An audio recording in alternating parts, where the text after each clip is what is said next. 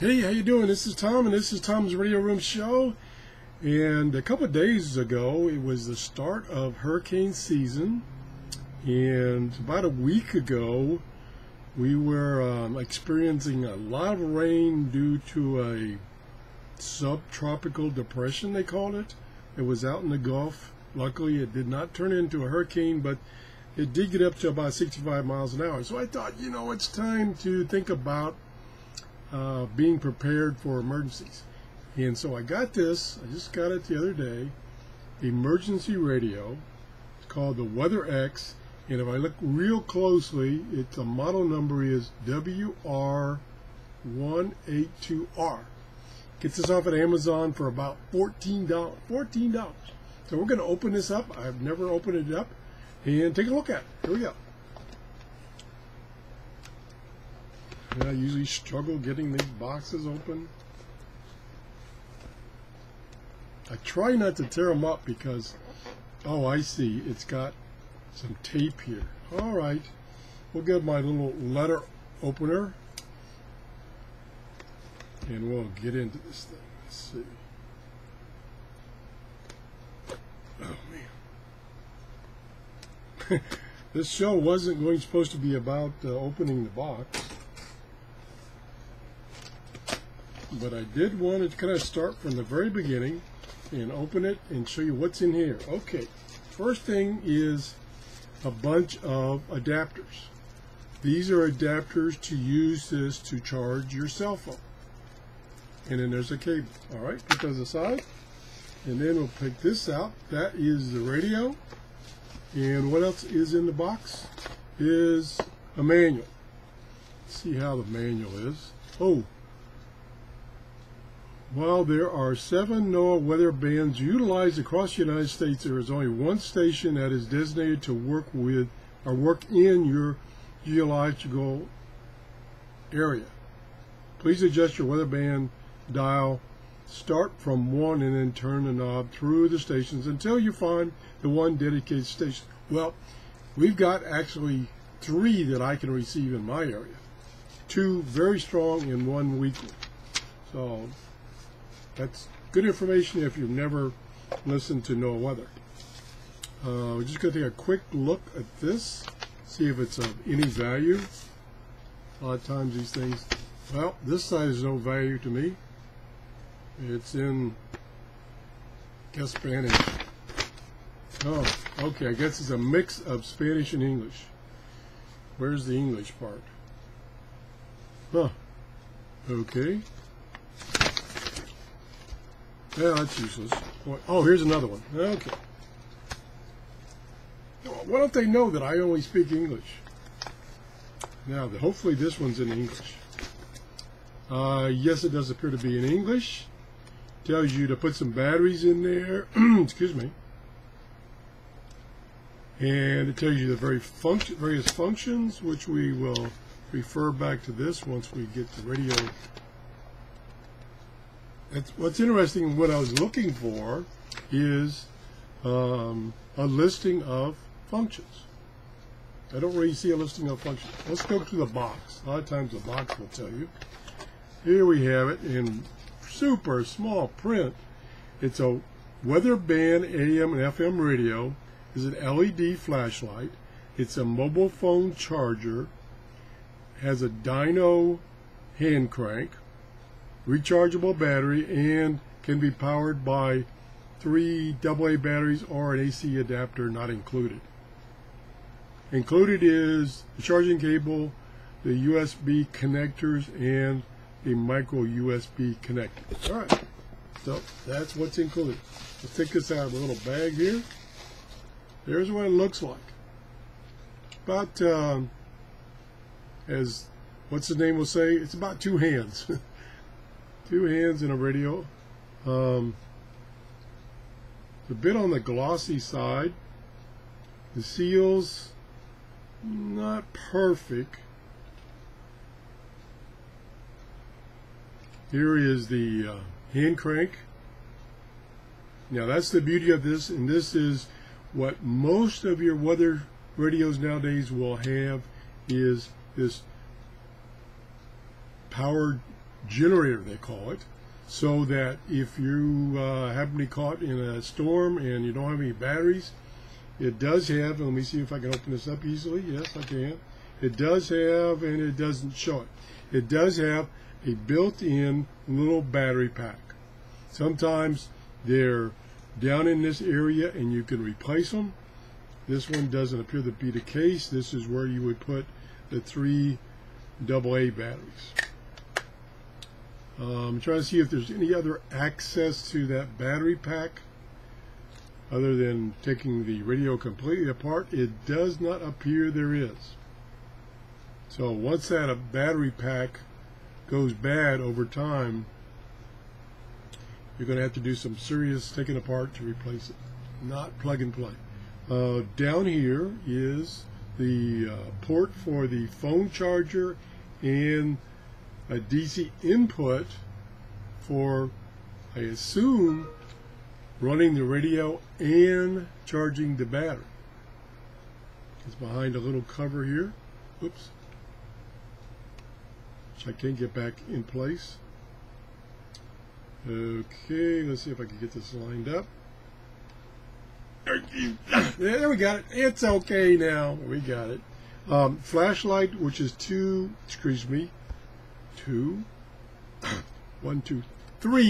LEDs. Let's see. We've got a control knob here for weather band AM and FM. The flashlight knob is right here. Our button, our slider is right here. Let me see if it's got any power in it. Dead. Nope, that'd be good for testing. Completely dead. Tuning LED just to show you that you're on station. This is the tuning gizmo. Pretty crude. Volume control and on off. That's about it. There's the little telescopic antenna, and then there's a switch here for, sorry the focus is not that good, it's for AA batteries for power or rechargeable battery for power. So it was on AA. So maybe if we put it to rechargeable, maybe the internal battery has a little bit of a charge. We'll see. Hey, it does. Here we go. Let's see. It's not the best light, but it's better than no light. So that's a good sign when you get a radio and it's got a light and the light works without doing anything. And what we'll do is we will do my infamous now charging test. It's a 5-minute test, and what I do is I completely discharge the battery, by playing the radio until the radio won't play anymore. Then I crank for 60 seconds, and then I rest my arm for 60 seconds, and then I crank for 60 seconds, and I do that so that I get a total crank time of 5 minutes. And then I turn the radio back on and see how long it'll play with only that 5 minutes of cranking time from a nearly dead battery, as dead as it'll get by using the radio. So I'll be doing that test in an upcoming show. Let's see if we have enough charge on it coming from the factory, charge to use the radio. So let's turn it on. Yeah. Whoop. Sorry about that. We don't want to play music. Yeah. It's working fine. Now let's see. We're in mode. Well, it's kind of between the FM and AM. Let's go to weather band. And I said we've got 2 or 3 strong stations, so we'll do the test right now to see if we pick them up. So let's turn it back on. There we go. I don't even have the antenna up. West winds around 50 knots, diminishing to 5 to 10 knots after midnight. Seas 2 to 3 feet. Now that is. Waters a moderate chop. Isolated thunderstorms. It looks like on this. Shh, hush! Don't talk when I'm talking. It looks like on this scale it's on NOAA Weather Channel. What do I use for? I'm not positive what I use as an indicator here. of where I am on the band. So let's just turn it. Okay, it goes all the way that way. And that would probably, I don't know. Well, there's a tuning button, a tuning dot right there. So maybe that's the indicator. And right now I'm at the bottom of the band. So that's probably my indicator of what frequency I'm on. So let's turn the volume back up. And we'll slowly turn this knob. Try to get somewhat in focus. Totally analog. No indents. Thunderstorm. There we go. Friday, east winds surround. So if I read this correctly, it looks like it's pointing to position 2 on the weather dial here. And I think I get, number-wise, I think I get channel 3 and 4. So that could be 3. Tonight, west winds surround. Loud and clear. See if I get another one. Tuesday, west.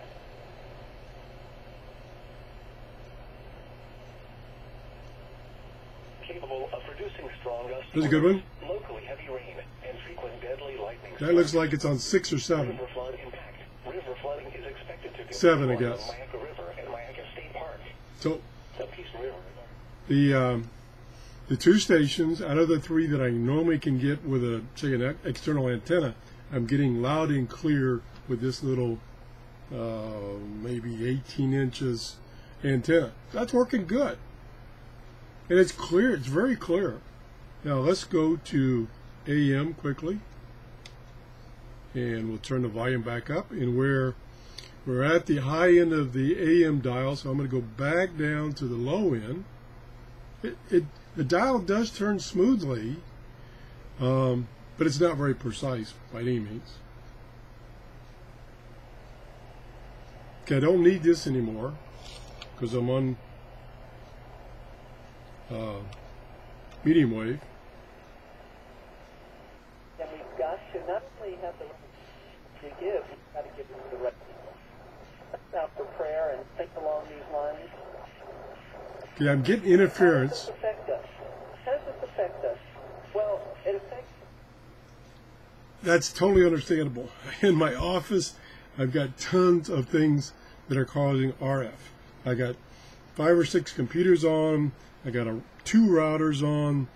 I got the modem for the internet, digital clocks. I got all kinds of stuff going on. So it's not surprising that in my office I'm getting that interference that you heard. Do you know what they are doctrinally? So let's keep going. Rays are not swinging. That's clear. Could happen. There was almost a no-hitter yesterday in baseball. Although there's a high-pitched sound. You better be on no-hitter. Very strong. That's clear. Now, notice the LED there. Let me tune it back in. There we go. That's working. Wow. So I'm getting a bunch of stations. So it's picking up medium wave, no problem. The audio is clear. I did get a little interference down in the lower part of the band. So let's go to FM. We turn the volume down because I got to watch for music. And we go to the lower band, all the way down. Turn the volume up some.